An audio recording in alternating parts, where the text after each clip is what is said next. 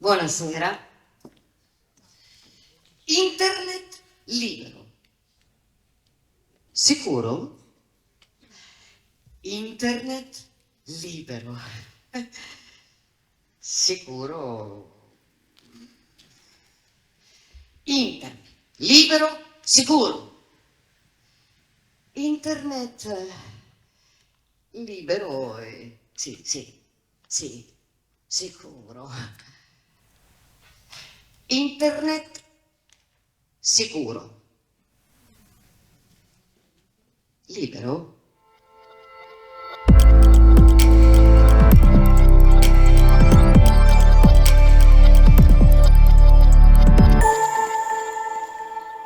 L'informazione è potere, ma come per ogni tipo di potere, c'è chi vorrebbe tenerla per sé.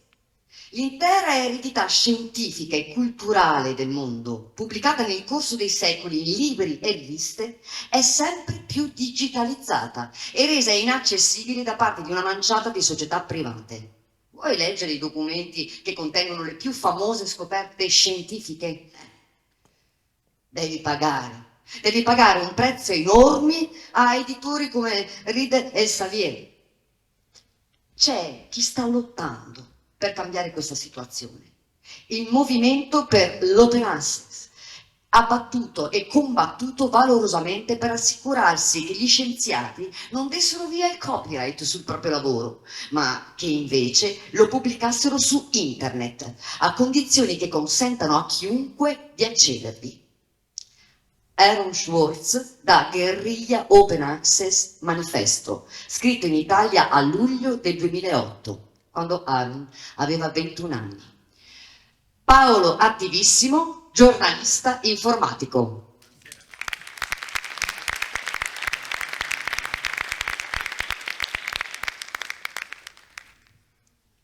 Sono un giornalista, sono un cacciatore di bufale, sono una persona che si occupa da moltissimi anni di fake news, di disinformazione, di storie che troviamo online e che a volte troviamo anche nei giornali.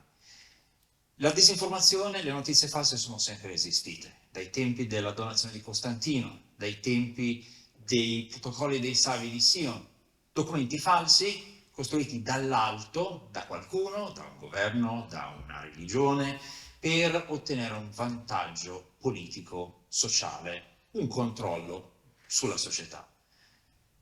Ma oggi abbiamo anche un altro tipo di disinformazione che arriva dal basso, perché la facciamo noi. Vi ricordate la storia dei gattini bonsai?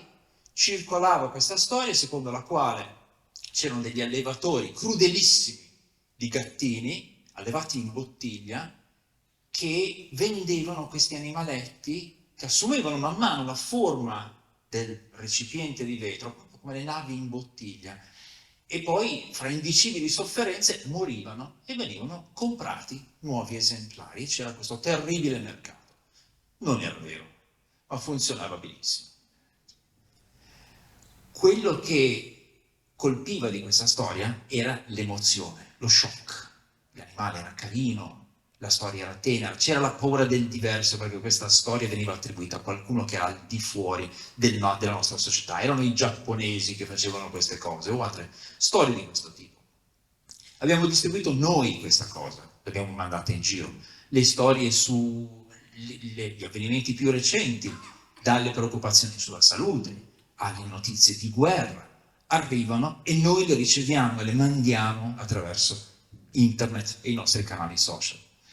E questo è un fenomeno che ormai sappiamo che viene manipolato. Abbiamo dei dati scientifici che ci dicono molto chiaramente che ci sono organizzazioni che consapevolmente scelgono di diffondere disinformazione. E lo fanno perché la scienza documenta l'efficacia di questo approccio. Ci sono ricerche che indicano molto chiaramente, per esempio, che i social network usano l'indignazione e l'odio per fare soldi, perché questo è il sentimento che fa più engagement, più coinvolgimento. Tutti noi, quando riceviamo un messaggio su Facebook, su Instagram, su qualunque social network e lo condividiamo arrabbiati perché conferma la nostra visione del mondo. Ecco, vedi, lo sapevo che era così. Lo mandiamo a tutti i nostri amici, stiamo alimentando questo circolo di indignazione e di odio che poi viene monetizzato. Proprio in questi giorni, sulla base di questi dati scientifici, che dovrebbero essere aperti, dovrebbero essere accessibili a tutti, ma come Aaron Swartz ha chiaramente documentato, non lo sono a sufficienza, sulla base di questi dati scientifici, 33 stati degli Stati Uniti hanno fatto causa a Meta. Meta è la società che possiede Facebook, Instagram e WhatsApp, dicendo che ormai è documentato che questo tipo di social network alimenta il disagio, alimenta i problemi di salute mentale che colpiscono i giovani. Nel 2021 Frances Hogan, data scientist di Facebook, di Meta, è andata a documentare, a testimoniare con i dati interni di Meta che questa era una cosa che Meta sapeva.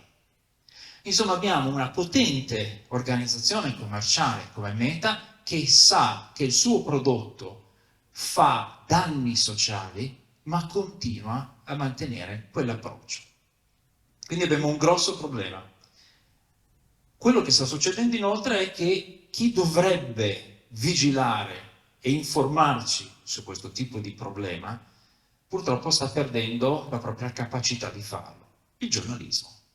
Il giornalismo oggi è in crisi, una crisi profondissima, causata prima di tutto dall'emorragia di soldi, perché i soldi oggi sono andati verso i social network. Gli inserzionisti pubblicitari non fanno più pubblicità sui giornali, fanno direttamente sui social. Costa meno, è più efficace, perché è mirata, è fatta su misura per ciascun utente. La vostra pubblicità, quella che vede questo signore, è diversa da quella che vede quella signora, e così via.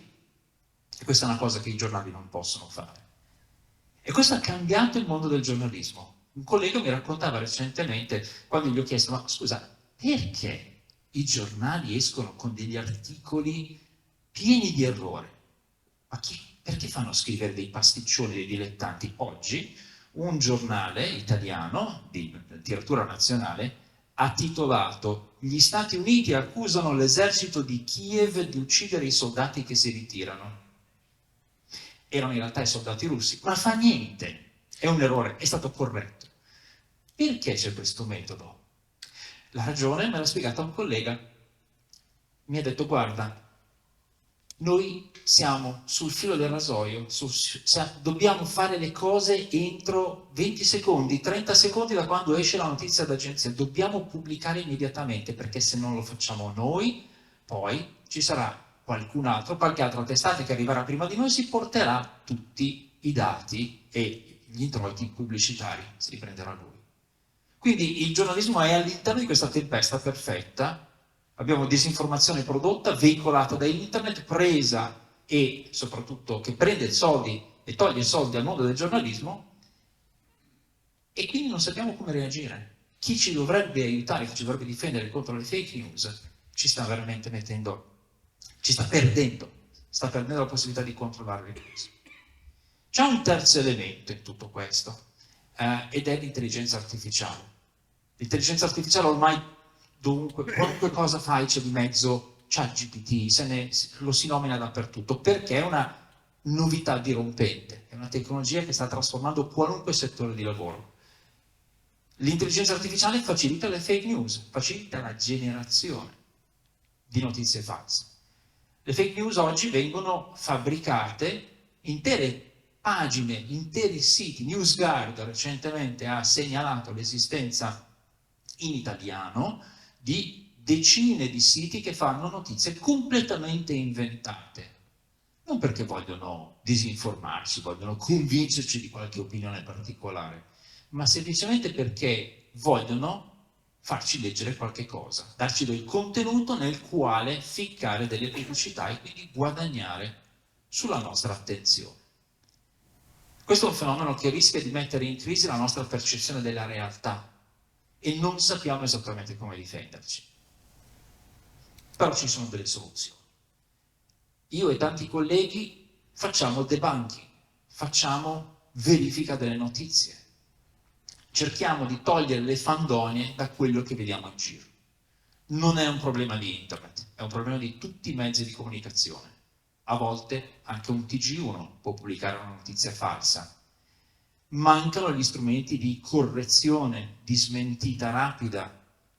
Molto spesso le redazioni pubblicano notizie sbagliate, ma non pubblicano con altrettanta evidenza la rettifica. Questo è un meccanismo che possiamo cambiare, abbiamo le risorse per farlo e ci stiamo lavorando. Abbiamo delle persone, quindi i debunker, che sono professionisti della verifica delle informazioni. Abbiamo un altro gruppo di professionisti, i fact checker, gente che verifica i fatti, verifica le affermazioni, vede se il virgolettato attribuito a un politico è reale o meno.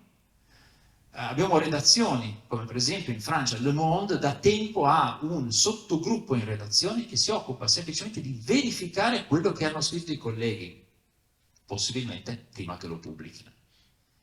Quindi abbiamo un inizio di soluzione, ma non è una soluzione che va calata dall'alto, non dobbiamo aspettare il salvataggio, il soccorso da parte di qualche autorità, da parte di qualche legislatore, da parte di qualche redazione particolarmente brillante e illuminata.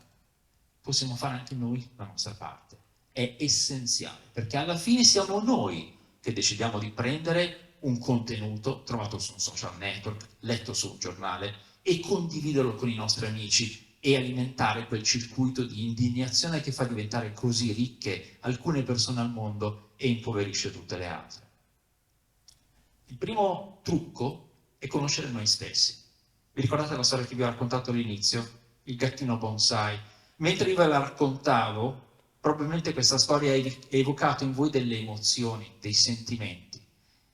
Molto spesso le notizie vengono pubblicate sui giornali per evocare una reazione emotiva, non per informare.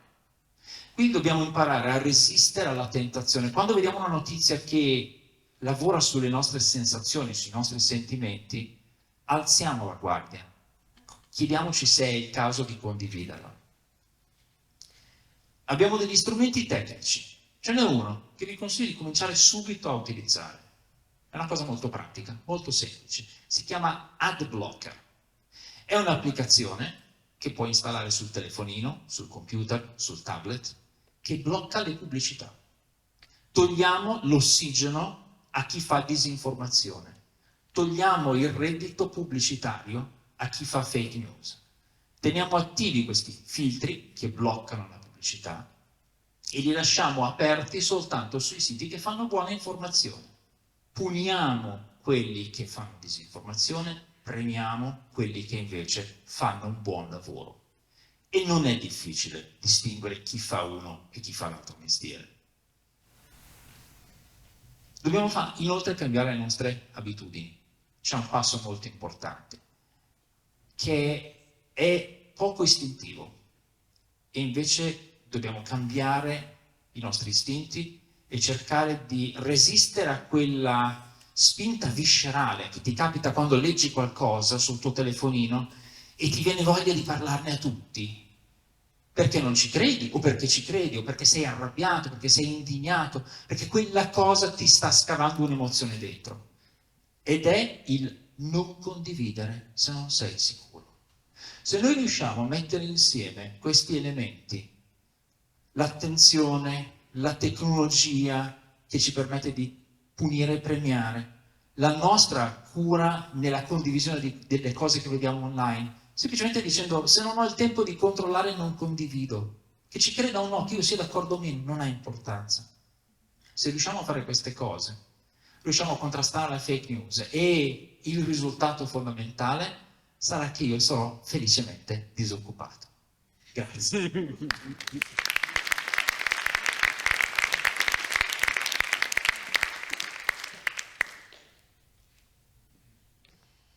Da Uno, Nessuno e 100.000 di Luigi Pirandello. Ma che colpa abbiamo io e voi se le parole per sé sono vuote? Sì, vuote, caro mio. E voi le riempite del vostro senso nel dirmele. E io nell'accoglierle, inevitabilmente le riempio del senso mio. Abbiamo creduto di intenderci. Non ci siamo intesi affatto. Voi credete di conoscervi se non vi costruite in qualche modo? E che io possa conoscervi se non vi costruisco a modo mio e voi me, se non mi costruite a modo vostro? Possiamo conoscere soltanto quello a cui riusciamo a dar forma. Ma che conoscenza può essere? È forse questa forma la cosa stessa? Sì, tanto per me quanto per voi, ma non così per me come per voi. Tanto vero che io non mi riconosco nella forma che mi date voi, né voi in quella che vi do io. E la stessa cosa non è uguale per tutti. E anche per ciascuno di noi può di continuo cangiare. E difatti cangia di continuo. E dunque, che torto vi fo io? Me lo fate voi il torto, credendo ch'io non abbia o non possa avere altra realtà fuori di codesta che mi date voi, la quale è vostra soltanto, e credete, una vostra idea, quella che vi siete fatta di me, una possibilità ad essere come voi la sentite, come a voi pare, come la riconoscete in voi possibile, giacché di ciò che possa essere io per me, non solo non potete saper nulla, ma nulla, neppure io stesso. Andrea Zwirner, esperto di sicurezza informatica.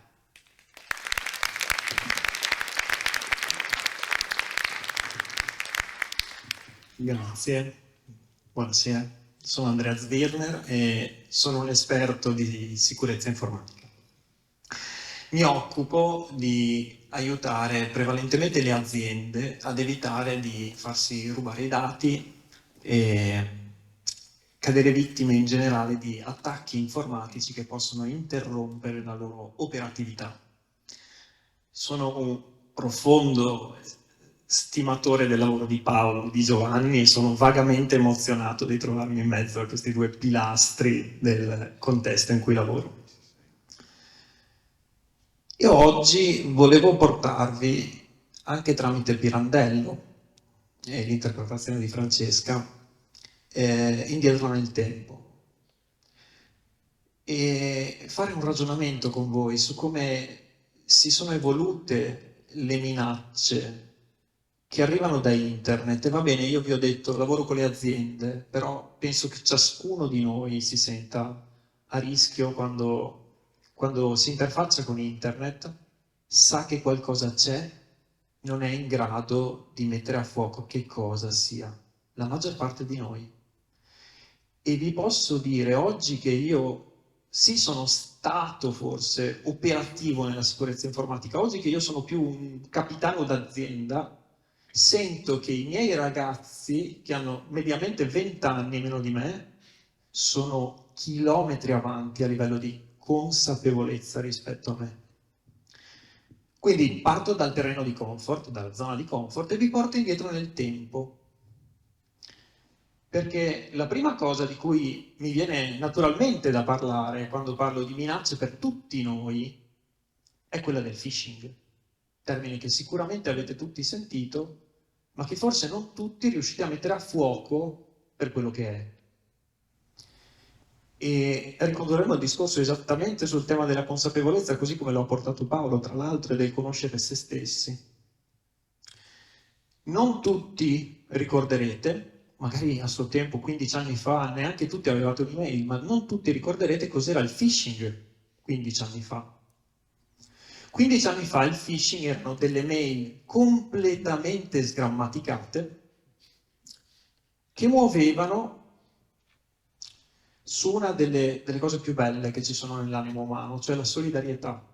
La mail tipica era: sono Katrina, vivo in Russia, devo comprare una stufa, i miei genitori sono malati, molto vecchi. Fate sì, grazie del supporto, ragazzi. Mandami per piacere dei soldi in qualche modalità di money transfer. E tanta gente ci cadeva. Ci cascavano in tanto. Oggi pensare che mi arriva una mail da qualcuno e gli mando dei soldi è una cosa assurda, ma succedeva, perché queste mail continuavano ad arrivare. Poi facciamo un salto avanti, arriviamo nel 2014, 2015, 16. Potreste ricordare il famoso caso del phishing SDA. Nel 2016 arriva una mail sotto Natale. A quel tempo ci sono cascati per primi i comuni, alcuni comuni del nord Italia, nord-ovest, tanto che la stampa titolava attacco alla pubblica amministrazione, assolutamente falsa come notizia, perché non è un attacco alla pubblica amministrazione, è che la pubblica amministrazione c'è cascata di più degli altri all'inizio.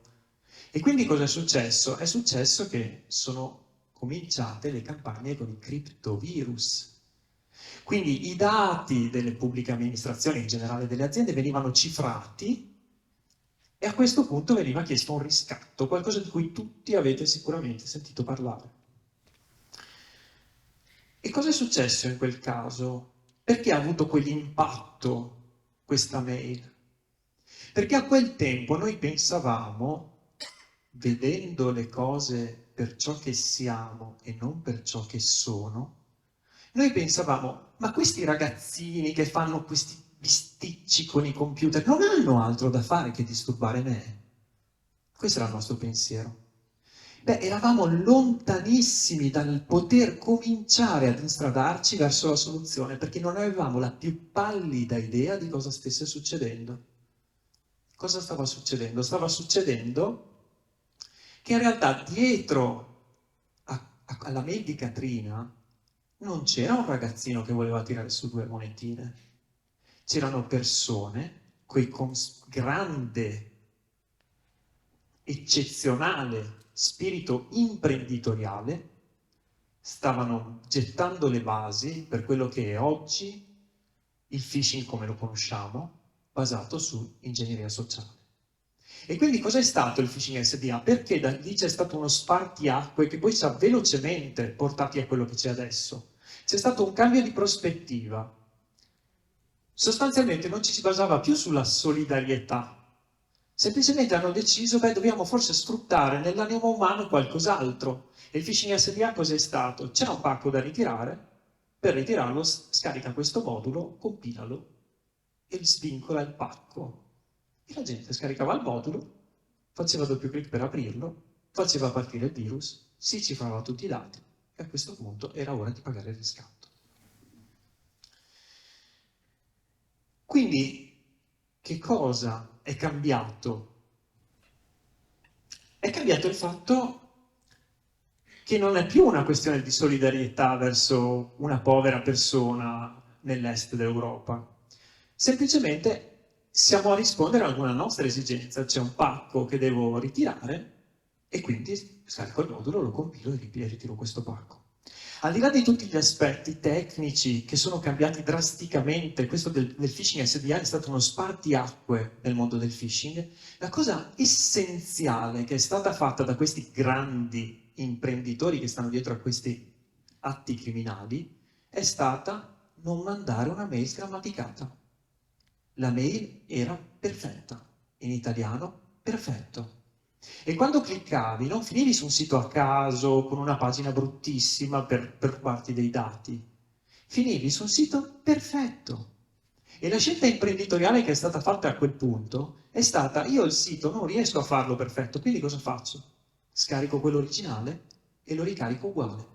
Quindi hanno addirittura risparmiato nel creare una trappola che ci facesse cascare ancora di più in questa cosa. E da quel momento è cambiata anche la nostra percezione nei confronti del nostro avversario. Non era più il ragazzino, c'era qualcosa di più grande, ma non riuscivamo ancora a metterlo a fuoco. Però dall'altra parte ci siamo accorti dell'effetto drammatico che queste cose hanno portato nella nostra società, perché le aziende hanno cominciato a fermarsi. Non avete mai visto forse un'azienda che si ferma d'improvviso? I camion nel piazzale, il disordine, le voci che si alzano, la pressione, lo stress, la fatica nel gestire un evento drastico come oggi vado a lavorare e improvvisamente siamo in 200 a guardarsi negli occhi. Quindi dicevo, beh, innanzitutto desidero fare una disambiguazione iniziale, cioè continuiamo a leggere sui giornali attacco hacker a. L'hacking ha delle fondamenta basate sull'etica e sul desiderio di conoscenza. Questo non è hacking, questo è crimine informatico. E fintanto che ciascuno di noi non avrà questa consapevolezza e tutte le volte che per sbaglio dirà l'hacker non si laverà la bocca col sapone e ripeterà invece la frase questi criminali informatici hanno, noi non sapremo chi abbiamo dall'altra parte. E come facciamo a combattere qualcuno che non sappiamo neanche chi è?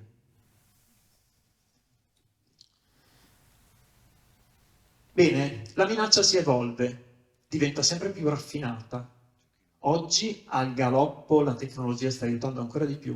Mi riferisco ovviamente all'intelligenza artificiale che noi pensiamo che stia arrivando, in realtà è già arrivata da parecchio tempo. Queste persone fanno leva, hanno dei grimaldelli, delle leve che utilizzano su di noi che sono sempre più raffinate, perché lavorano da imprenditori e reinvestono in ricerca e sviluppo, esattamente come ogni imprenditore di successo. Quindi formazione, ricerca e sviluppo, e hanno cominciato ad utilizzare delle altre leve, l'autorità.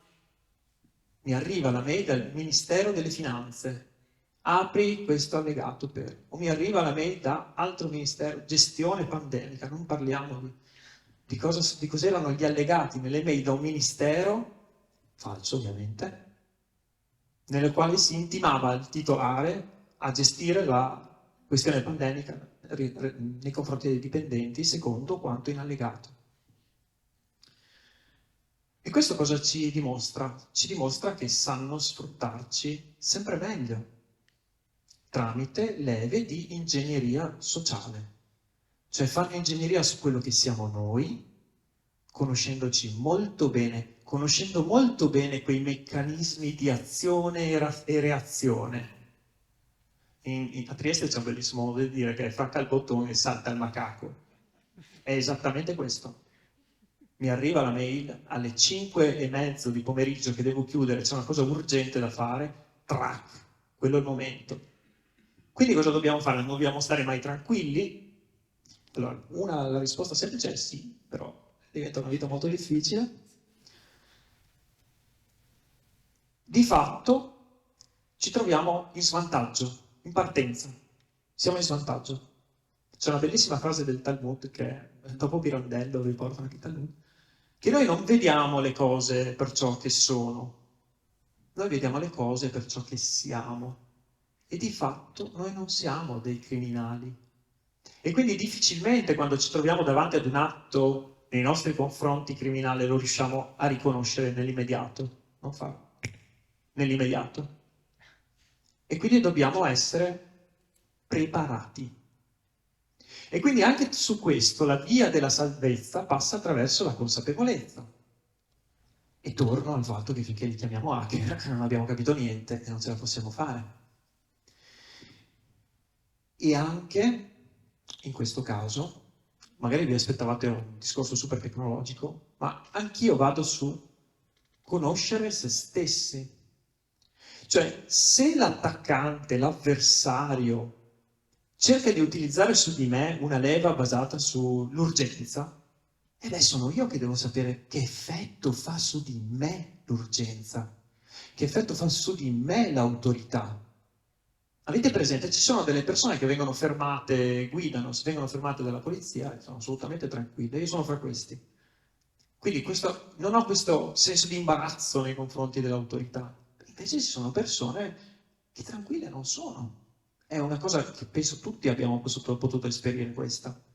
E beh, queste persone probabilmente devono lavorare su se stesse rispetto a questa cosa, conoscere se stesse rispetto a questa cosa, dopo aver ovviamente preso consapevolezza che dall'altra parte non ci sono ragazzini e non ci sono hacker, in maniera tale da essere in grado, nel momento in cui quella mail arriva alle 5 di pomeriggio, nel mezzo di una conversazione mail che sto avendo in quel momento, ma è strana, di fermarmi non agire basandomi sull'urgenza, sull'autorevolezza, qualunque sia la leva che stanno cercando di utilizzare contro di me, accendere il cervello, far ripartire, non stare nella situazione di comfort e prendere una decisione che possibilmente sia quella di non far cifrare tutti i dati della mia azienda. Chiudo dandovi una prospettiva un po' più realistica di dove siamo, perché ho voluto restare, diciamo, fino adesso al 2018 su quella che è la minaccia, perché desidero che ciascuno di voi esca da qui sapendo che oggi i nostri avversari non si limitano a cifrare i nostri dati e portarseli fuori. Quello che fanno è anche portarli fuori, analizzarli, capire chi altro possono ricattare. Se io ho un'azienda, ricatteranno anche i miei clienti, e non è certo una buona pubblicità, i miei fornitori, per tutti i dati che ci lasciamo esfiltrare. Non voglio però neanche chiudere parlando solo di aziende, voglio parlare anche di noi, delle persone, perché è una delle cose più brutte che mi succedono. Quando arriva un'azienda che ormai è ferma e c'è ben poco che posso fare, perché non c'è la magia, bisogna mettersi a lavorare, sarà molto faticoso e ci vorrà molto tempo per ripartire. Però è un'azienda, è ancora più brutto quando arriva una persona. Magari ultimamente ce n'è una bruttissima di cui voglio raccontarvi, perché in questi giorni sta mietendo vittime continuamente, perché hanno cominciato ad attaccare le mamme. Le mamme. Adesso c'è un messaggio che sta arrivando a molte mamme, che è: mamma, ho perso il telefono, ti scrivo da questo numero di telefono nuovo. Il pagamento li faccio col telefono, quindi per cortesia ho urgenza di fare questo pagamento, fallo tu per me. Beh, voi non avete idea di quante volte suoni il nostro telefono per questa cosa e noi non possiamo fare niente, non possiamo fare niente. Sono stati truffati per 2, 3, 4 mila euro e noi non possiamo fare niente, ma soprattutto c'è lo straniamento di queste donne che hanno creduto alle volte per giorni di stare chattando con loro figlio. Desidero dirvi questa cosa perché se non è già successo a qualcuno presente succederà nelle prossime settimane. E desidero dirvi questa cosa anche per darvi contatto col fatto che più noi aumentiamo il nostro livello di consapevolezza di come loro sfruttano noi, e più ovviamente loro devono cambiare forma, cambiare modalità, cambiare vettori di attacco, dalla mail al telefono, all'SMS, WhatsApp. Questo non significa che non dobbiamo stare tranquilli quando usiamo la tecnologia, significa però che la tecnologia di oggi non va utilizzata come negli anni 90 utilizzavamo un videoregistratore quando lo tiravamo fuori dalla scatola a Natale. E con questo ho finito. Grazie.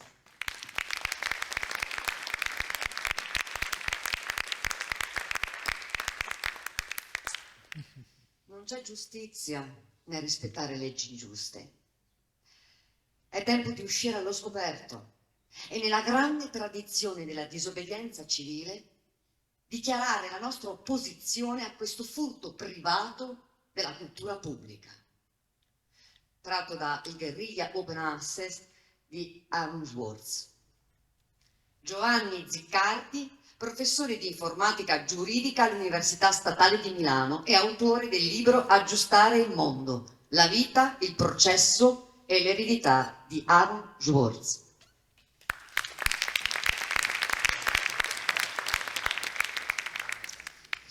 Allora, noi stiamo vivendo, secondo l'Unione Europea, il decennio digitale. Il decennio digitale, secondo l'Unione Europea, va dal 2020 al 2030 e non è quindi iniziato molto bene, e sarà il momento cardine in cui l'Europa raggiungerà il livello di alfabetizzazione tecnologica e potenza informatica di Stati Uniti, Cina, Giappone e India. Nell'idea dell'Unione Europea arriveremo al 2030 con almeno l'85% dei cittadini europei con competenze tecnologiche almeno di base, con almeno il 65% della piccola, media e grande impresa che utilizza strumenti di intelligenza artificiale e i big data. Soprattutto il decennio digitale sarà quello che farà entrare il mercato dell'Unione Europea nel futuro, il grande mercato unico digitale. Altrimenti il disastro. Il disastro com'è ora? Perché se guardate i dati dell'alfabetizzazione digitale, gli indici della conoscenza della tecnologia in Europa, sono dei dati terrificanti. Il 50% dei cittadini europei tra i 14 e i 70 anni non ha competenze di base tecnologiche. L'Europa non sviluppa alcun sistema di intelligenza artificiale che sia paragonabile a quelli dei grandi statunitensi e cinesi. La connettività in 5G, che dovrebbe garantire una connessione molto veloce in tutta Europa, in tutti gli edifici, è a rilento. I fondi del PNRR che erano dedicati alla rivoluzione digitale sono investiti soltanto per il 20% finora e non si sa se saranno investiti. E non parliamo dell'Italia. L'Italia è il paese dove si arriva alla mail del principe nigeriano, il principe John, che ti dice che sta portando fuori un'eredità dalla Nigeria e ti aspetta al confine per darti una valigia piena d'oro se tu anticipi 250 euro, e avete il mio vicino di casa che prende, si fa il passaporto e ancora lì probabilmente che sta aspettando al confine con la Nigeria il principe John. L'Italia è il paese con eravamo tra i primi 3, adesso stiamo scalando la classifica di attacchi ransomware al mondo andati a buon fine, soprattutto il sistema bancario e finanziario. Allora, i miei colleghi di università un po' più anziani, quelli che ormai sono attorno ai 70 anni, 75, sono molto più drastici, dicono che noi abbiamo perso la corsa alla tecnologia quando è finita la grande Olivetti e da allora l'Europa è almeno 10 anni indietro dal punto di vista tecnologico rispetto al resto del mondo. Allora, tutti parliamo di intelligenza artificiale, questo vorrei parlare con voi. Allora è abbastanza strano, no? L'Europa non ha strumenti di intelligenza artificiale sviluppati in proprio, non ha neanche big data, grandi piattaforme, il cloud europeo di cui si parla da tanti anni. E i produttori di intelligenza artificiale sono i più grandi, 6 negli Stati Uniti e 3 in Cina. Israele ha fatto dei passi grandissimi in avanti, soprattutto in questo periodo di guerra. In queste 3 settimane abbiamo visto la potenza dell'intelligenza artificiale di Israele nel intercettare, avete visto, i missili con la cupola, nel identificare gli ostaggi, il viso degli ostaggi, ma anche nell'identificare i nemici. E l'Europa in tutto questo, l'Europa non abbiamo intelligenza artificiale, abbiamo metà delle persone che incontrate che parlano di intelligenza artificiale che non hanno la minima idea di che cosa sia. Vi sarà capitato di incontrare la persona che dice l'intelligenza artificiale, il problema sono i cretini analogici oppure l'ignoranza, però sono persone che non hanno mai visto neanche funzionare un sistema. Noi in Europa abbiamo una cosa però, abbiamo il diritto è nato da noi e abbiamo l'idea che la persona, quando sono trattati i dati di ciascuno di noi in modalità automatizzata, dobbiamo evitare che si ripeta la nostra storia. E la storia dell'Europa, la storia del secolo breve, no, del Novecento, è la storia dei campi di sterminio, è la storia dell'uso dei dati delle persone da parte dei governi e delle amministrazioni per sterminarle, per discriminarle. È la guerra fredda, pensate che è finita nel 1989 ed è tornata, avete visto, dove chi ha visto le vite degli altri, il film si ricorda come la Stasi era in grado di controllare le persone. Allora l'Europa che cosa può mettere sul piatto di questa corsa all'intelligenza artificiale che noi non abbiamo? Beh, mette 2 cose, mette gli europei, il mercato e i dati degli europei sono la cosa più interessante per i produttori di sistemi di intelligenza artificiale, e mette il diritto. Noi saremo il primo luogo al mondo a elaborare un framework giuridico, scusate la parola un po' tecnica, una griglia di regole dove tutti coloro che svilupperanno intelligenza artificiale in Europa o l'intelligenza artificiale che entrerà in Europa dovrà rispettare.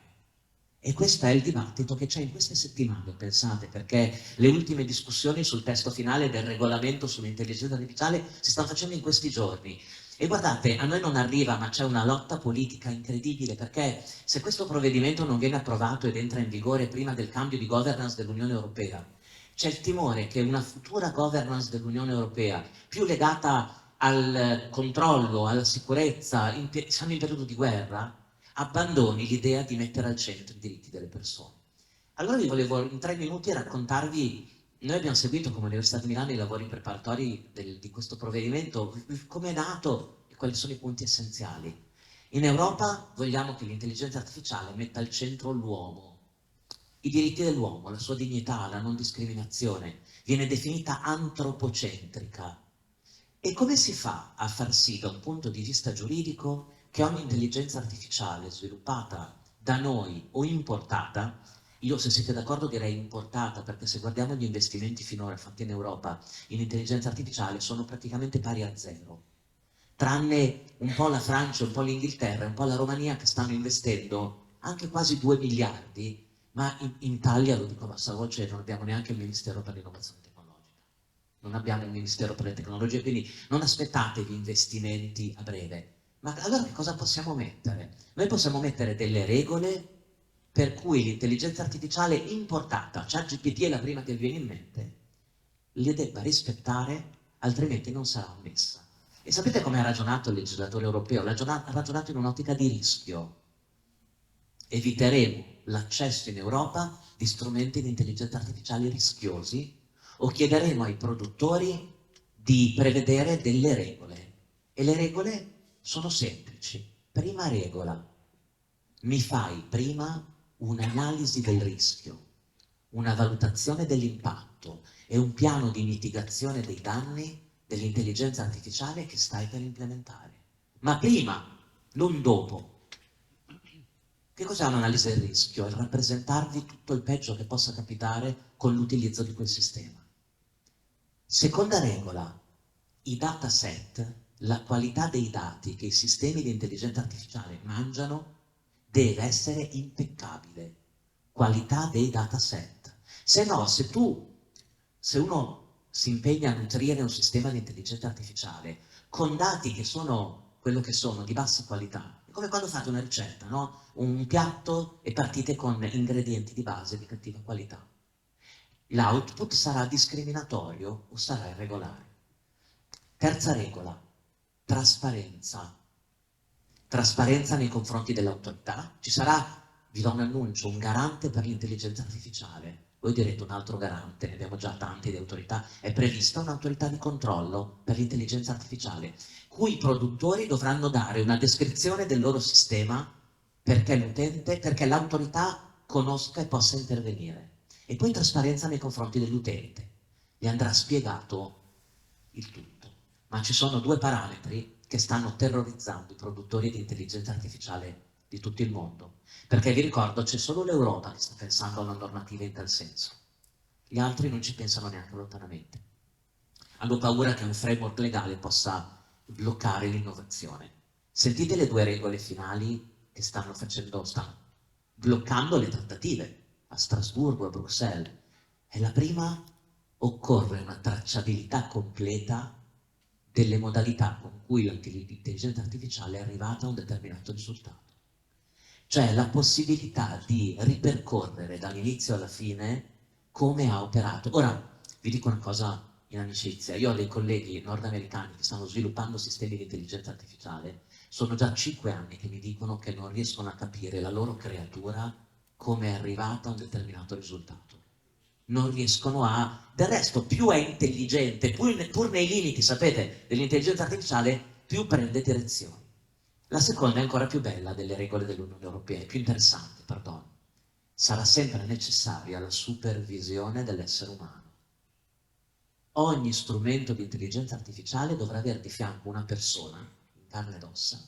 Sapete il kill switch, il pulsante dove se succede qualche cosa fai morire l'intelligenza artificiale. Ora, capite perché i produttori statunitensi, cinesi, adesso in queste settimane sono tra Strasburgo e Bruxelles a combattere perché il regolamento non entri in vigore e sia rinviato all'anno prossimo con nuove elezioni? Perché l'Europa vuole assolutamente che tutte queste regole siano rispettate. Queste regole cambierebbero completamente le modalità di sviluppo dell'intelligenza artificiale.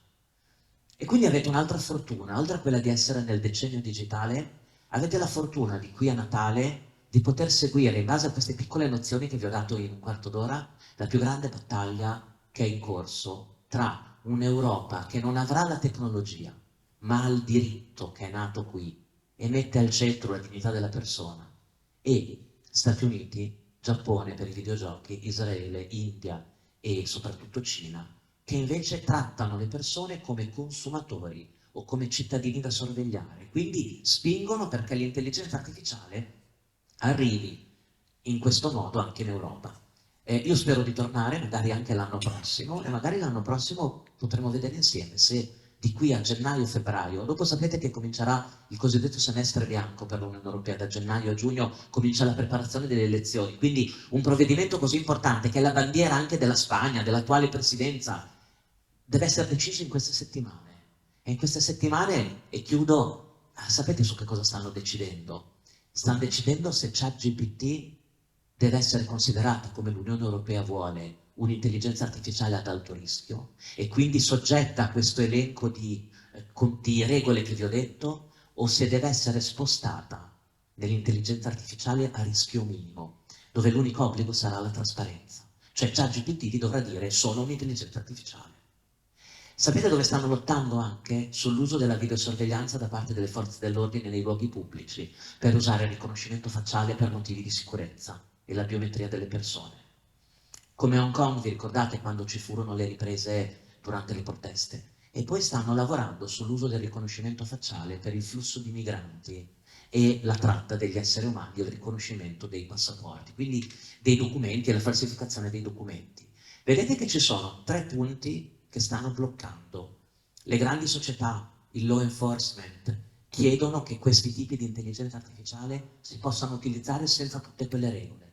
L'Unione Europea è ferma e dice: se l'intelligenza artificiale, quella vera, non i bot che dialogano con voi o quelle dei videogiochi, quella vera, non il navigatore, quella vera arriverà in Europa, dovrà rispettare una per una tutte queste regole, altrimenti non entra. E quindi, e chiudo, oltre al decennio digitale, quando sentite parlare di intelligenza artificiale, non ascoltate dibattiti, polemiche, considerazioni. Ormai tutti stanno parlando di intelligenza artificiale. Guardate quello che sta succedendo dal punto di vista politico. Riuscirà l'Europa a essere il primo luogo al mondo dove l'intelligenza artificiale dovrà mettere al centro la dignità della persona? E se andrà a buon fine, ci bloccherà nell'innovazione, quindi non avremo mai un'intelligenza artificiale all'europea, ma avremo rispettato i diritti delle persone, i diritti, la dignità e la non discriminazione. Vi ringrazio.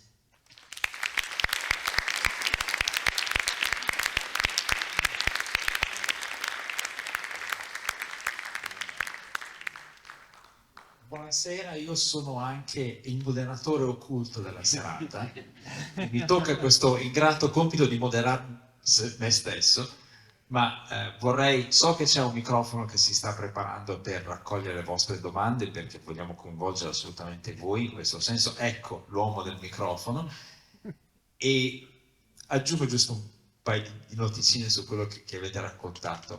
La richiesta della stufetta, io me la ricordo, è per questo che ridevo prima, perché quella stufetta fu chiesta inizialmente da un giovane ragazzo russo, Valentin Mikhailin, che si inventò questa storia della nonna ciecata che aveva bisogno della stufetta e si portò a casa talmente tanti soldi da noi europei, un po' ingenui, che l'ufficio postale di Kaluga, in Russia, dove lui risiedeva, so dove abita, c'è tutta una storia dietro, gli ha dovuto dire: guarda, smetti di farti mandare scarponi, coperte, scaldine, stufette, perché non ci stanno più. Beh, questo signore si è riciclato ed è diventato per molti anni uno dei più grossi truffatori internazionali del mondo. È partito da ragazzino con la storiella, ha fatto i soldi e poi si è riciclato frodando persone molto facoltose in Liechtenstein e altri paesi europei. ed è ricercato da diverse polizie. Questo è quello che succede oggi. Quindi quando si parla di stufette non è solo una questione di uno che ci casca, c'è dietro anche un crimine informatico organizzato. Vorrei sentire anche un vostro commento sulle nostre conversazioni, su quello che ci siamo detti. Ciascuno di noi ha raccontato una sfaccettatura del problema. E quindi, Andrea, se vuoi raccontare qualcosa di quello che noi abbiamo detto, di quello che ha detto Giovanni, di quello che ho detto io, che si aggiunge o complementa a quello che hai raccontato tu. Grazie, bellissima domanda. Sì, io partirei da Giovanni perché è più fresco. Ho un dubbio forte rispetto alla nostra capacità di normare l'intelligenza artificiale. Tu adesso hai parlato di analisi del rischio, della valutazione di impatto e della mitigazione, che poi sono anche, è anche il percorso che ci è stato richiesto dall'Unione Europea nell'ambito del trattamento dei dati personali, e mi riferisco a parola che tutti avremo, acronimo che tutti conosciamo, GDPR. Bene, cosa deve fare oggi un'azienda che tratta dati personali per fini commerciali? Deve appunto valutare il rischio di questi trattamenti, deve fare una valutazione degli impatti in alcuni casi e mitigare i rischi. E in questo ambito ci siamo anche detti, ok, in Europa si fa così, per tutto quello che è trattamento dei dati delle persone in Europa che viene fatto fuori dall'Europa si fa lo stesso così. E questo ha messo abbastanza in difficoltà i player mondiali, anche perché, diciamocelo, cioè possiamo farci la domanda, ma è meglio scegliere un cloud statunitense o europeo? Ma è una domanda un po' trabocchetto perché un cloud europeo non c'è. Bene, detto questo, io ti chiedo, Giovanni, la storia rispetto a GDPR poi si è evoluta così, c'è stato un accordo, il Privacy Shield, che poi nel 2019 è caduto, e alla fine ci siamo raffazzonati dicendoci, ok, diciamo che l'impegno che sarà messo dagli Stati Uniti nel trattare i dati è sufficiente, ci va bene così e lasciamoglieli trattare. Non pensi che sia lo stesso identico rischio? Che adesso semplicemente restiamo un agglomerato di stati retrogradi su questa tecnologia e che fra 5 anni, quando tutti gli altri avranno vinto, diremo, vabbè dai, la I come l'avete fatta va bene perché comunque sappiamo che vi impegnate a garantire i nostri diritti. Cosa ne pensi? No, hai ragione. Allora, il regolamento europeo per la protezione dei dati, il GDPR, è stato un vanto dell'Europa dal 2010 al 2016, perché ci hanno lavorato per quei 6 anni, poi è entrato in vigore nel 2016. Quando hanno cominciato a lavorare sul regolamento per l'intelligenza artificiale, hanno pensato di fare un gemello del GDPR. Se lo guardate è impostato allo stesso modo e hanno fatto una scelta. Possiamo usare l'approccio dell'analisi del rischio che avevamo nel GDPR, ossia che il trattamento dei dati è rischioso, e lo spostiamo con l'idea che l'intelligenza artificiale è rischiosa. C'è stato molto dibattito, dagli Stati Uniti dicevano non potete come Europa partire dall'idea che l'intelligenza artificiale è rischiosa, se no rischiate di portare avanti un sistema normativo repressivo con sanzioni. Hanno fatto questa scelta, condivisibile o no, da noi, come diceva bene lui, l'intelligenza artificiale nasce sulla scia del regolamento europeo per la protezione dei dati. Tutte le cose che dovete fare quando trattate un dato per legge, analisi del rischio, valutazione di impatto, trasparenza, informativa, le spostate nell'intelligenza artificiale. Il GDPR non ha avuto successo tanto all'estero, cioè ci odiano praticamente fuori dall'Europa, però è anche vero che hanno risolto con qualche scorciatoia, tipo un executive order del Presidente degli Stati Uniti, ha risolto il problema del trasferimento transfrontaliero dei dati.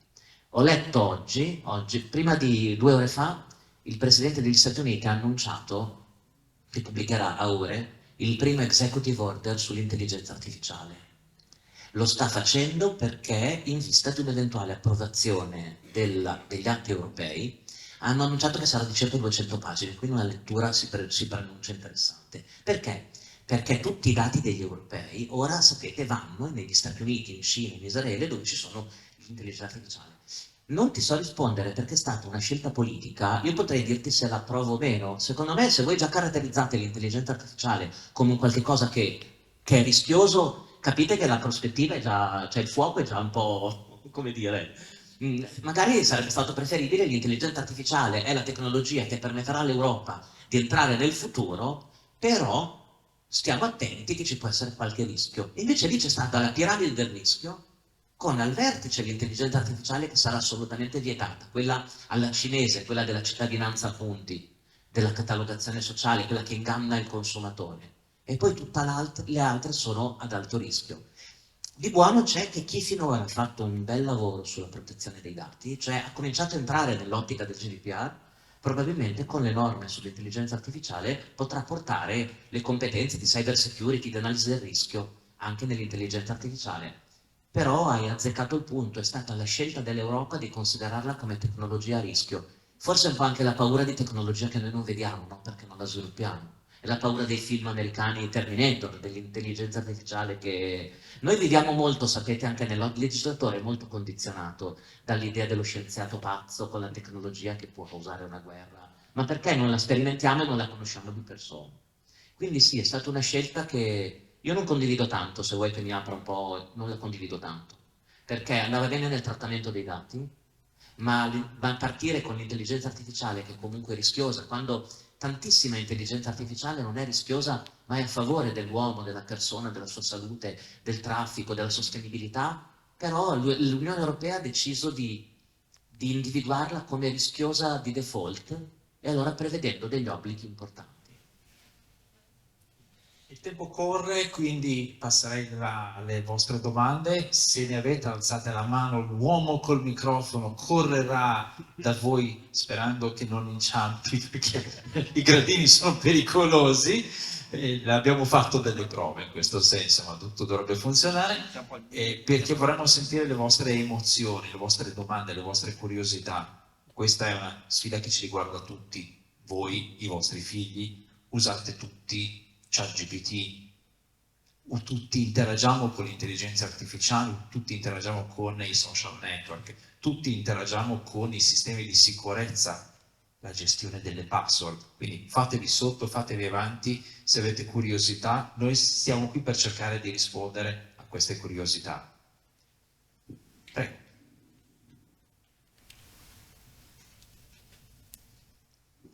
Funziona, sì. Una domanda, ok, io ho un'idea diciamo super vaga di quello che è intelligenza artificiale. Voi sareste in grado di dare una definizione univoca del termine? Posso partire io? Lavori preparatori sul regolamento dell'intelligenza artificiale, Bruxelles. Prima domanda. Il nostro regolamento come definirà l'intelligenza artificiale? Noi giuristi siamo attenti alle definizioni. Prima riunione, decisione, non definiamo l'intelligenza artificiale. Ma prevediamo un allegato 1 al regolamento, che aggiorneremo in tempo reale man mano che usciranno nuovi tipi di intelligenza artificiale che andranno dai primi sistemi degli anni 80 e 90 che erano alla base delle grandi banche dati documentali fino alla chat generativa e all'intelligenza artificiale che ancora non conosciamo e ci sarà. Guardate, io all'inizio ho riso un po' come voi, no? Ho detto, beh, cominciano bene i lavori, non dobbiamo dare l'intelligenza, cioè facciamo un regolamento sull'intelligenza artificiale e non la definiamo.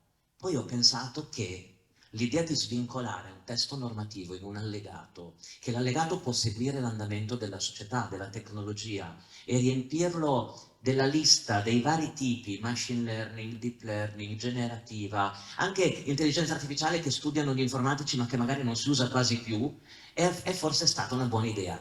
Adesso la lotta è se finire o meno in quella lista, un po' come nelle elezioni, avete presente? Perché se finisci in quella lista dell'intelligenza artificiale ad alto rischio si aprono tutti i documenti, tutti gli adempimenti che ho detto prima. Quindi la scelta del legislatore è di non dare una definizione di intelligenza artificiale dal punto di vista normativo, ma di mettere gli esempi specifici e le tecnologie specifiche man mano che escono. Altre domande? c'erano là in fondo, abbiamo piazzato nel pubblico le persone che sapevamo volevano fare delle domande il più possibile l'una lontana dall'altra. Sì, sono delle comparse che abbiamo Sono pagato comparse. per evitare... In modo da costringere gesti atletici. Buonasera. Buonasera, volevo fare una domanda proprio in merito all'ultima cosa che è stata un po' espressa relativamente alla pericolosità dell'intelligenza artificiale. Ora ci stiamo immaginando, un po' suggeriti dall'immaginazione dei film, che l'intelligenza artificiale sia qualcosa di pericoloso dal punto di vista della creazione di robot che ci attaccano. Ma voglio farvi riflettere invece su un altro aspetto. Avete mai provato a chiedere all'intelligenza artificiale la cosa che conoscete di più al mondo, cioè voi stessi, chi siete? Scrivete su Google Bard, ad esempio, ChatGPT, eccetera, chi è il vostro nome e cognome. Perché se poi non vi spaventate di quello che leggete, allora vorrà dire che l'intelligenza artificiale non è pericolosa. Se invece vi spaventate, come è successo a me, che secondo Google Bard ero un imprenditore dell'anno 2019, attore e regista. Complimenti. Ok, esatto, è la stessa cosa che ho pensato anch'io. Ma se fosse venuto fuori invece assassino dell'anno 2018, piuttosto che ne so, accusato di stupro nel 2019, o qualsiasi altra fandonia al pari di quelle, allora ecco che l'intelligenza artificiale non solo è pericolosa, ma è estremamente pericolosa. Ed è per questo che è necessario pensarci molto attentamente a quello che succede. E il fatto che il buon Amato sia stato messo a capo, un ultra ottantenne sia stato messo a capo della Commissione per l'intelligenza artificiale, lui che con certezza non ha alcuna competenza in questa materia all'interno del Parlamento, fa ulteriormente riflettere sulla necessità di avere dei maggiori controlli, delle maggiori riserve su questo tipo di tecnologia, non certo perché sia necessariamente negativa, quanto perché, come viene gestita attualmente, evidentemente è estremamente pericolosa. Tu da esperto di sicurezza hai qualche spunto su questa questione? Ti capita spesso? Partiamo dalla questione Amato. Cioè, l'idea di avere... Sono venuto qui pensando, speriamo che non venga fuori. No, ti do un gancio imprenditoriale. Stanno registrando, l'avvocato vuole farvi notare che è in corso la registrazione. Ti do un gancio imprenditoriale. Vale a dire, nella tua esperienza, anche parlando di casi locali, tu ti occupi della sicurezza delle aziende, non è un problema che si ripete spesso. Alla fine hai un decisore, un CEO, un amministratore delegato che non sa nulla della tecnologia, ma che sotto di lui, se è un imprenditore illuminato, sceglie delle persone competenti in quella tecnologia che possono suggerirgli delle decisioni. Poi la decisione politica la prenderà lui, ma ti capita spesso di incontrare situazioni di questo genere, e se sì, come le gestisci? Sì, questo è prevalentemente il mio lavoro, riuscire a dare tutti gli elementi utili per prendere una decisione. E verrò sicuramente sostituito, la mia professionalità verrà sicuramente sostituita da un'intelligenza artificiale della quale speriamo sapremo fare fact checking, oppure avere un kill switch, come diceva prima Giovanni, cioè la persona davanti alla I che quando la I comincia a parlare a caso la spegne. Che tra l'altro cosa che mi ricorda quello che è stato fatto, se non erro, in Inghilterra quando sono entrate sul mercato le prime automobili, cioè ci doveva essere una persona davanti che diceva attenzione automobile, in maniera tale che l'automobile non potesse generare danni alle persone. Allora sì, ovviamente mi succede di trovarmi nella sala dei bottoni delle aziende, e è abbastanza normale che vengano prese decisioni basate su tanti elementi, alcuni magari li porto io, alcuni li portano i più stretti collaboratori. Colgo la palla al balzo per dirvi, in Italia abbiamo un'azienda che è fiore all'occhiello, direi almeno a livello europeo rispetto al supporto imprenditoriale nel prendere decisioni, che è Vedrai e AI. sta per intelligenza artificiale, che aiuta appunto gli imprenditori a prendere decisioni, quindi conosce il loro business tanto bene, elabora una valanga di dati legati al loro business e li aiuta a prendere decisioni per il futuro.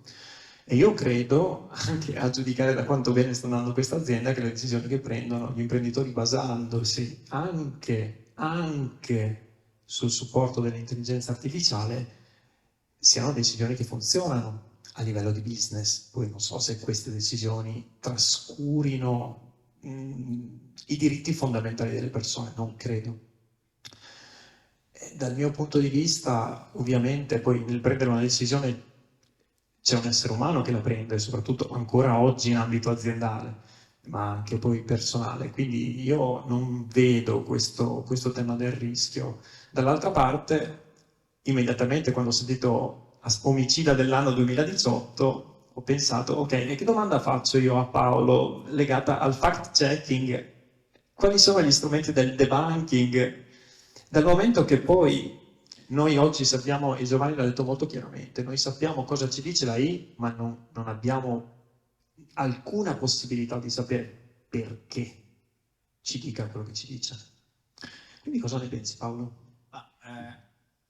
Il mio lavoro in un certo senso è facilitato anche dall'intelligenza artificiale. Oggi molti colleghi usano molti di questi software per velocizzare il loro lavoro di ricerca, di verifica, di analisi dei contenuti delle immagini, trascrizione delle interviste agli esperti, mille cose di questo genere. Quindi l'intelligenza artificiale è un problema, ma è anche uno strumento molto utile per chi per chi fa verifica.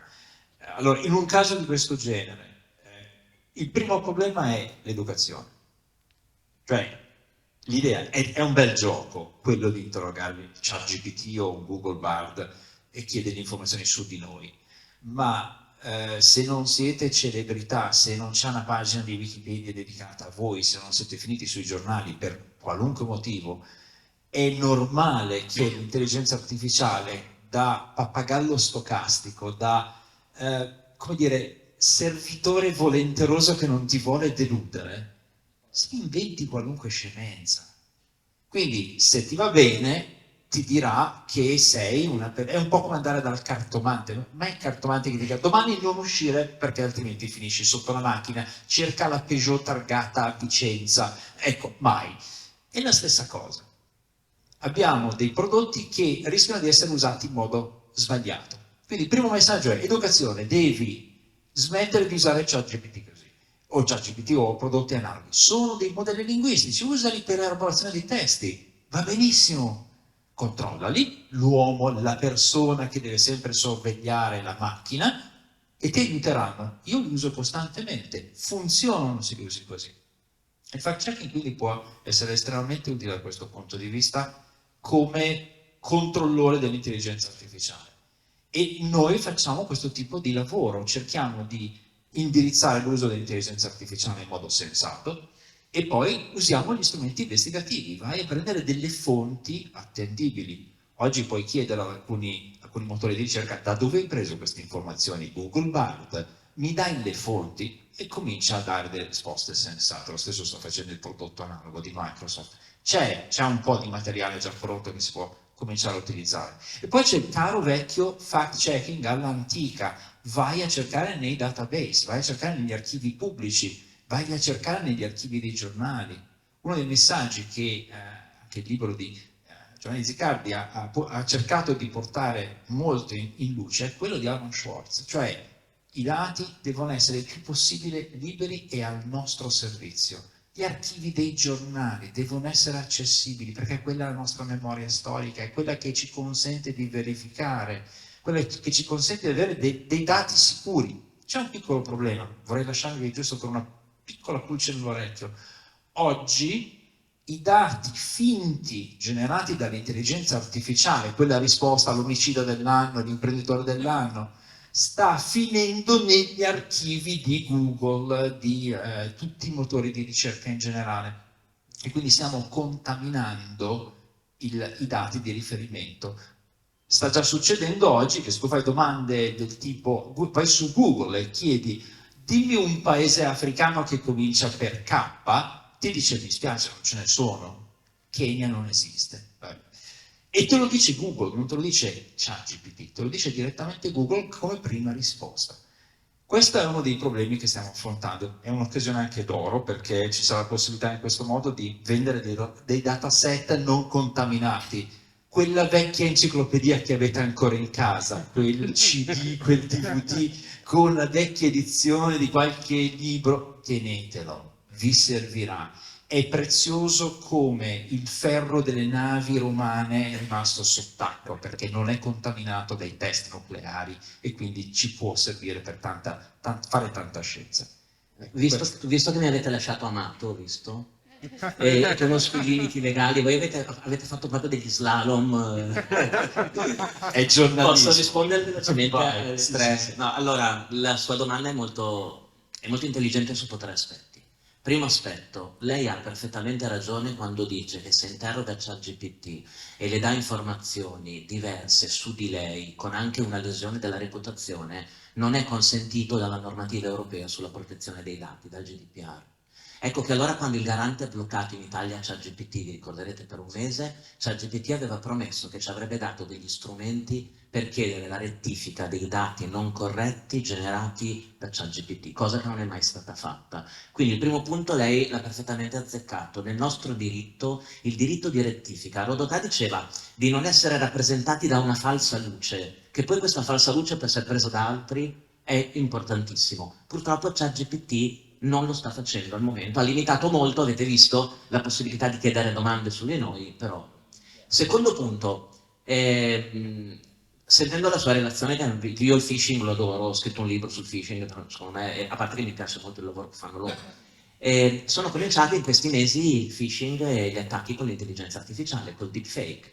Ne abbiamo già registrati almeno 5, per fortuna, scusate la battuta, in paesi dove l'intelligenza artificiale è sviluppata, quindi non da noi, ma in Giappone, ad esempio, un caso in India, un caso importante in Regno Unito, con la casa madre in Germania. E vi arriva una videochiamata su WhatsApp, dove vedete il volto della persona che conoscete, guardate non la foto, il volto, e sentite la sua voce, e vi chiede un bonifico urgente per una questione societaria, di solito è il capo che chiama, e quindi i criminali stanno iniziando a usare, hanno utilizzato da tempo l'intelligenza artificiale intensamente. Può servire per fare tutto quello che vi ha detto lui prima, in una scala potenziata, attacchi di phishing, uso di botnet per automatizzare gli attacchi, scansione delle vulnerabilità, e quindi sì, i criminali saranno sempre più interessati e la stanno già utilizzando. La commissione Amato, allora, fate attenzione, è una commissione che è stata creata dal Dipartimento dell'Editoria per valutare l'impatto che l'intelligenza artificiale avrà sul mondo dell'editoria. Non è una commissione sull'intelligenza artificiale. Perché? Perché i produttori di contenuti sono terrorizzati dalla possibilità che l'intelligenza artificiale si alleni prendendo dal New York Times, dai Mondadori, da opere protette. Allora, Amato è un costituzionalista di fama, c'è un problema di libertà di manifestazione di pensiero, di utilizzo della stampa, si è occupato di recente con alcuni scritti degli aspetti più teorici dell'intelligenza artificiale. Detto tra noi, poi io sono molto critico, cioè io non sono in nessuna commissione, tranne quella dell'Ordine degli Avvocati di Milano, ma è diversa sull'intelligenza artificiale. Secondo me, se deve soltanto supervisionare un gruppo di esperti, conosce il problema del diritto costituzionale, lui è un grande costituzionalista, e di come l'intelligenza artificiale può limitare i diritti delle persone, mi insegna l'esperienza italiana che quando c'è un problema crea una commissione, un tavolo, ma poi chi lavora sono i componenti, il presidente fa un po' l'arbitro. Certo è stato d'impatto, no? Un 85enne, c'è stato il primo meme che girava, il più carino, ne parlavo con loro, della prima seduta della commissione di intelligenza artificiale di Amato, e si vede lui con la calcolatrice. Vi ricordate il giochino che si faceva sei bello, si scriveva al contrario 0.77 e fa vedere, o tutti a guardare la calcolatrice, però i meme si sprecano, no? Però tendenzialmente fate attenzione, è una commissione molto importante perché è portata dai grandi editori, hanno il terrore di essere spazzati via dall'intelligenza artificiale, un'intelligenza artificiale che si allena non solo con i contenuti che trova in rete, ma con i contenuti visibili dei grandi editori. Il New York Times la settimana scorsa, avete letto, ha detto: io non voglio che l'intelligenza artificiale sia allenata con i nostri contenuti. Quindi non voglio, io Amato non lo conosco e non voglio giustificarlo, però per mitigare un po' anche è una commissione di costituzionalisti esperti di diritto delle nuove tecnologie per capire se il mondo dell'editoria sarà spazzato via. Quindi un professore di diritto pubblico con grande esperienza anche giuridica e politica può non essere una cattiva scelta in quel contesto, secondo me. Tutto qui. Ci sta. Non so se abbiamo tempo per un'ultima domanda, 2 ultime domande ci stanno. Allora, velocemente la prima per me è una considerazione.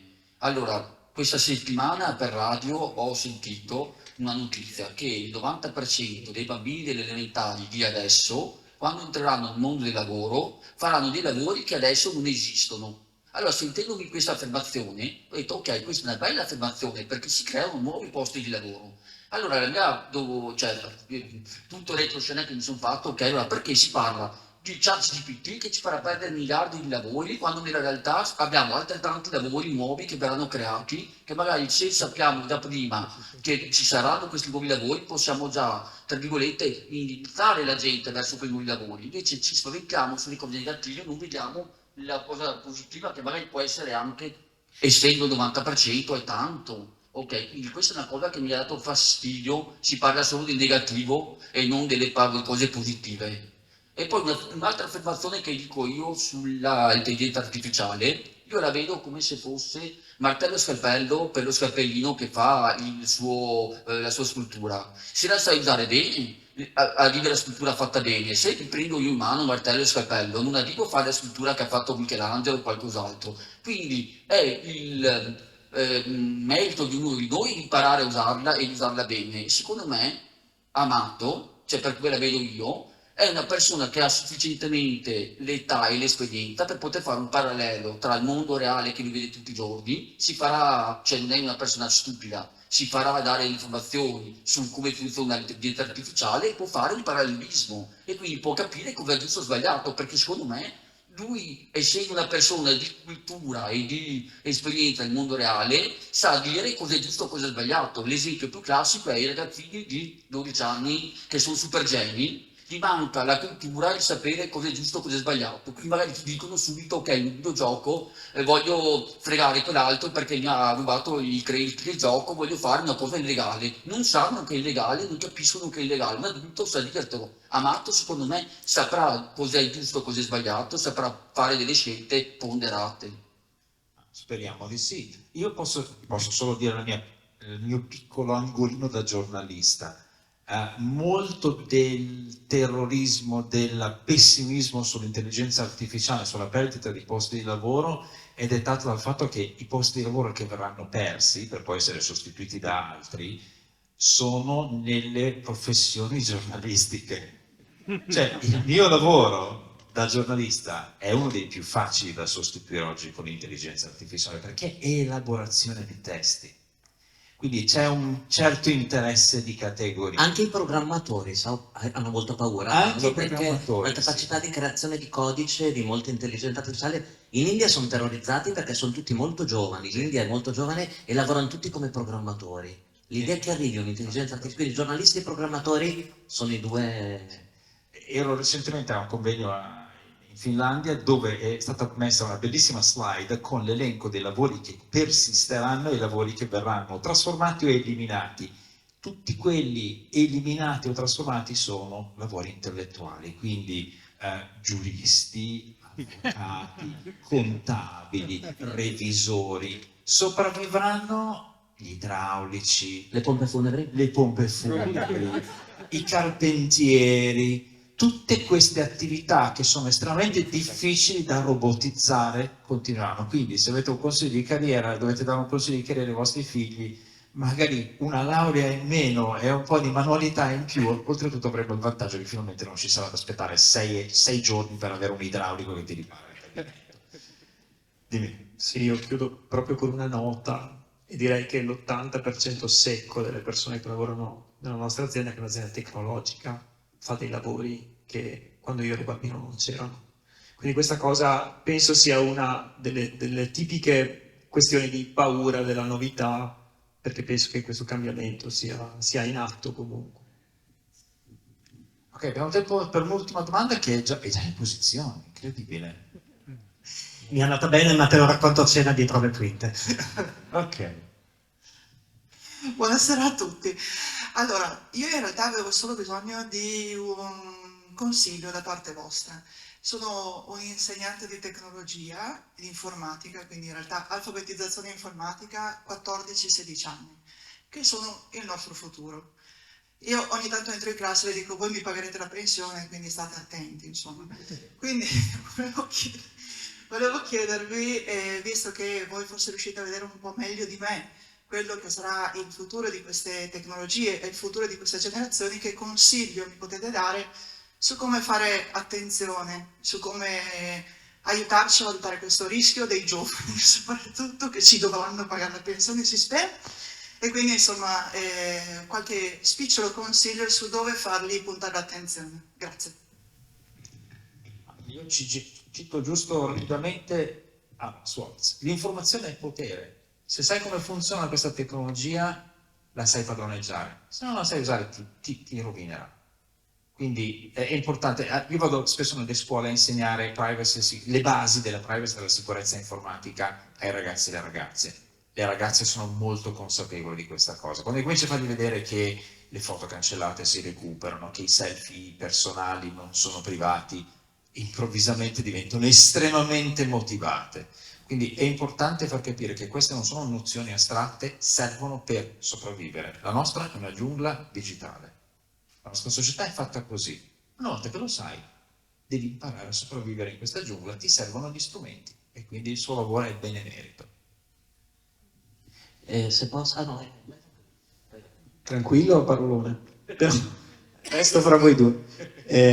Anch'io vado su questo e tra l'altro anch'io sono andato per tanto tempo nelle scuole perché è fondamentale trasmettere un messaggio positivo, perché è difficile riuscire a trovare un messaggio positivo nella giungla, e dall'altra parte legato alla consapevolezza dell'utilizzo che si fa di questi strumenti.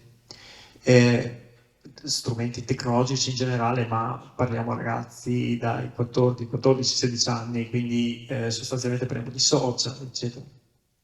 E quindi mi rendo conto che sia molto molto molto molto difficile, però quello verso cui ritengo dovrebbe cercare di muovere i suoi ragazzi è proprio spingerli nella direzione del comprendere che non è un videoregistratore, anche se loro probabilmente non hanno mai visto uno, che è indispensabile per loro, per la loro sicurezza personale, essere consapevoli di quello che fanno. Da cui deriva tutto quello di cui ha parlato Paolo, e perché Paolo ha detto un video, una selfie si recupera, e io posso aggiungere si modifica. Ci sono dei casi, potreste non aver sentito di quello che è successo a un gruppo di ragazzini ultimamente in Francia, che oggi, al tempo di 3 settimane fa, stavano vivendo un incubo legato alla modifica di loro fotografie, che poi le ritraevano nude, che poi sono girate per tutta la scuola. E questo non è un problema informatico, io questa cosa la porto verso l'intelligenza emotiva, cioè non gli abbiamo insegnato l'impatto che può avere sulle altre persone comportarsi, fare azioni di questo tipo, però l'effetto alla fine qual è? L'ansia, l'isolamento, la depressione, ed è qui che siamo umani, no? Sugli impatti che hanno su di noi queste cose. Quindi portare l'attenzione su quello che può succedere e sul fatto che succede e che dobbiamo essere attenti a quello che facciamo con gli strumenti tecnologici. Grazie. Internet libero? Sicuro? Internet libero? Sicuro? Internet libero? Sicuro? Internet sicuro? Libero? Internet libero, sicuro?